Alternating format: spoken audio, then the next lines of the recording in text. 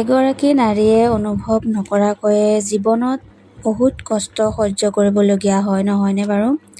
প্ৰথমতে নিজৰ আপোন ঘৰখন এৰি অহা, আপোন মানুহখিনিক এৰি অহা দুখ, নিজৰ সপোন ত্যাগ কৰা দুখ, তাৰপিছত বেলেগে ইতিংকি সহ্য কৰা দুখ, ঠাট্টা মাঞ্চনাৰ দুখ, সন্তানৰ নামত চকুৰ আগত নিজৰ দেহাটো যেতিয়া ঘূণীয়া হয় সেয়া দুখ, তাৰপিছত আকৌ সেই সন্তানে যেতিয়া নিজৰ মাতৃক পাহৰি